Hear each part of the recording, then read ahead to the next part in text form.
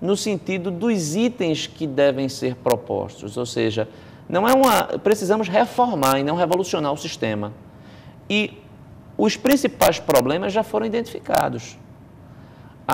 Eu defendo uma reforma política nesse sentido que venha a enxugar o número de partidos. Houve até a tentativa, em 1996, a lei de partidos políticos já criou aquela cláusula de desempenho, mas que posteriormente foi considerada inconstitucional pelo Supremo Tribunal Federal, em decorrência do fato de ter sido implementada por uma lei. Mas uma emenda à Constituição exigindo a cláusula de desempenho, eu acredito que seria um bom início. E, posteriormente, procurar acabar com esse sistema de lista aberta que nós temos, que faz com que haja um clima muito ruim dentro do próprio partido. Porque durante o processo eleitoral, os concorrentes, eles estão no mesmo partido. Então, o partido, se ele for fazer 2 candidatos, se a pretensão do partido é fazer 2 ou 3 candidatos, eleger 2 ou 3, as pessoas sabem que o seu adversário é o seu próprio companheiro de legenda. Então, isso gera um problema de relacionamento intra-partido. Então, uma forma, talvez, de resolver com esse problema, existe a proposta do voto em lista fechada, que daria mais força ao partido, é verdade, ou seja, a cúpula partidária teria maior poder de decidir quem é a lista, e a população votaria no partido e não mais no candidato. Isso iria fazer com que, fatalmente, um grau de insatisfação em decorrência da alteração surgisse, mas no longo prazo as pessoas começariam a pensar de forma partidária, ou seja, eu voto em partido, eu não voto nas pessoas. Uma outra alternativa, que é o mais defendida pelo PSDB, é a do voto distrital, principalmente em eleições locais, eleições municipais, ou seja, você iria dividir a circunscrição eleitoral em distritos. E no distrito, os partidos apresentariam candidaturas que seriam candidaturas majoritárias ali. Quem ganhar naquele distrito será o eleito. Isso faz com que haja uma maior identificação entre o representante e o representado, um maior compromisso com aquela localidade, o custo de campanha se reduz, porque você não precisa fazer campanha em toda a extensão do estado ou da cidade, simplesmente naquele distrito.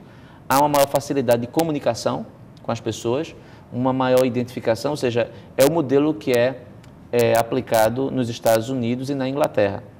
O grande problema desse modelo, que todos os modelos têm problema, é que partidos ideológicos pequenos, eles tendem a não ganhar em nenhum distrito. Ou seja, os 2 partidos maiores tendem a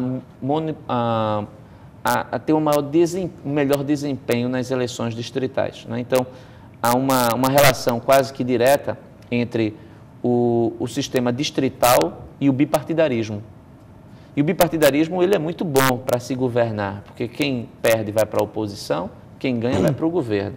Mas aí é um problema do ponto de vista democrático, é que as pequenas legendas, elas,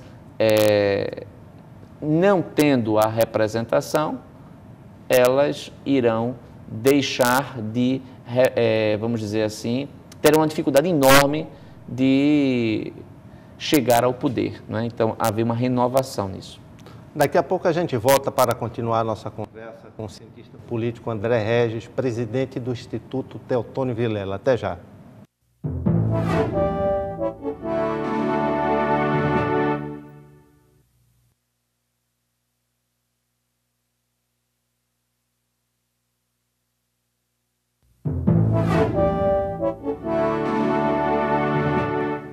Estamos de volta na Assembleia, na TV Debate, conversando hoje com o cientista político André Regis, presidente eleito e já tomou posse do Instituto Teotônio Vilela. O Instituto é do PSDB, vai exatamente discutir as ideias e questões partidárias e questões políticas estaduais e nacionais. André, no bloco anterior falamos da formatação do que é o Instituto, do fortalecimento dos partidos e agora um pouco de política nacional.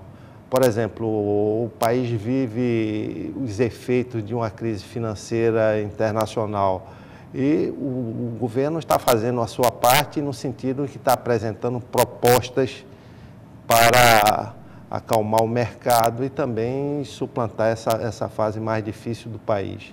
Durante algum tempo, a oposição, e principalmente os tucanos do PSDB, pensaram em lançar também a sua proposta para a crise, uma vez que o candidato tucano José Serra, o possível candidato presidencial José Serra, governador de São Paulo, tem interesse em que essa discussão também passe pelo partido.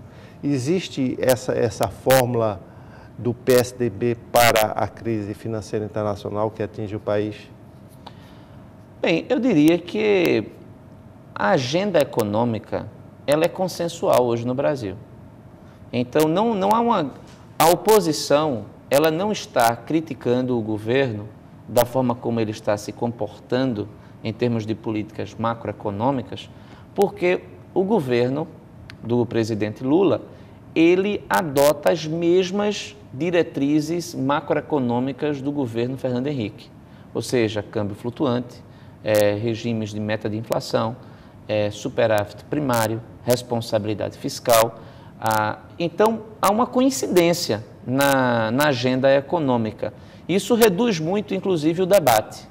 O debate na época do governo Fernando Henrique era um debate muito mais intenso, porque havia, além do debate político, havia o debate econômico.